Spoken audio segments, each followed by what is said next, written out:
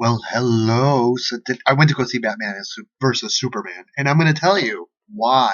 The spiritual reasons as to why a lot of critics and some people that really maybe hardcore, super hardcore fans of the Batman franchise were upset. And I can understand why they were upset. Because I, as a huge fan of Batman, was upset.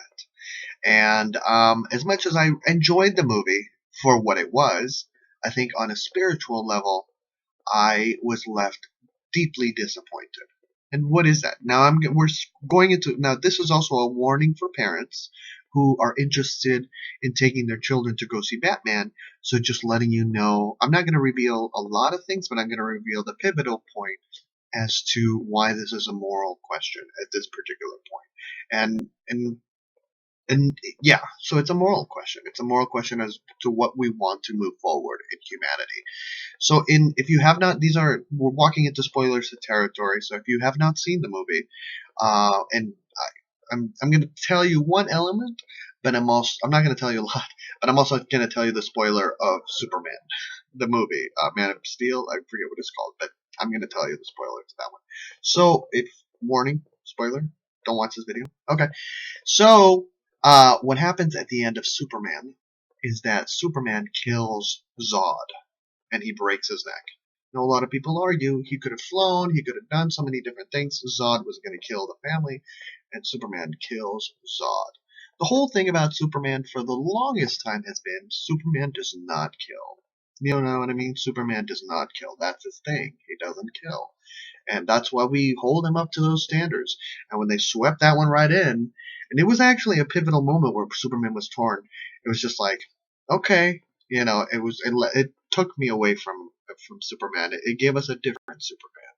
And then with this particular movie where Batman kills, that's or where he and some people argue, well, it was a dream sequence. Well, there was that moment where, and if you are a Batman fan, the guy had a heat blower and he was going to burn somebody.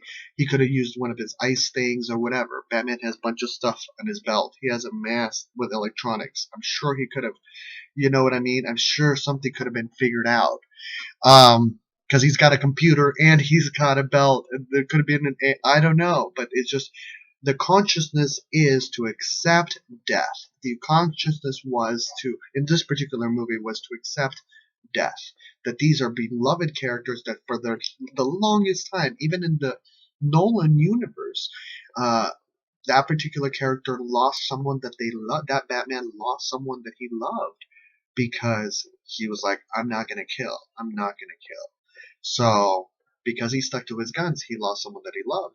So, those are the moral questions. And I heard from Grace Randolph, I'm going to include a link to her video about the whole situation, is that this man took his son to go see Batman, and the boy walked out and said, he walked out traumatized thinking, does Batman kill now?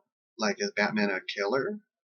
And that just, to me, that it borders, it's the question of um, life and death. You know what I mean? It's the chair sentence or whatever, or the death sentence.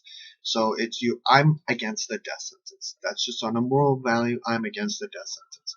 So when I have these beloved characters that for the longest time have stood on my side against the death sentence for moral and spiritual reasons to just flop over one by one. Wonder Woman, I mean, it's like Wonder Woman, I'm okay with because that's not her thing. She didn't say that was her thing. She's like, I'm a warrior, I'm a killer, I'm gonna kill you. So I didn't put up any ads about no nothing, no kills. I didn't make a speech or a monologue. Okay, so I think in that element, I understand it. So I understand the character. Still love the character, and I understand the character. But when it comes to Batman and Superman, I think that that's where it really left a mark. And it was painful. It was certainly painful. And I think also the other element, a lot of stuff was just thrown out there, like through dream sequences. It was just like barfed out there. And it's just like anybody who keeps up with the comic books and knows, okay, I see where you're going. But I wonder what that's going to do to the average viewer, like what their perception was of just a lot of like and it was okay. It was just I don't know. It was interesting. It was interesting. I think it was a good movie. as a movie goes, I think it was a good movie. Would I take children to go see it? I don't know. I really don't know. And I'm a very liberal person about having the conversation with children about, things.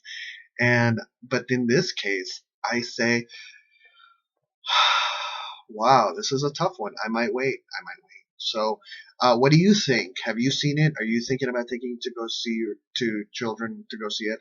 I made a previous review where I said it was important to go see it, and now I'm flipping. I'm flip up. I flip flop. I saw it and it changed my mind. It was good. I'm glad that I saw it, but I think that I can understand. I can definitely understand why the critics were upset. And then there was a 1980s face bat that just popped for like a second. That was totally off. Thank you, and I wish you a wonderful year. Take care.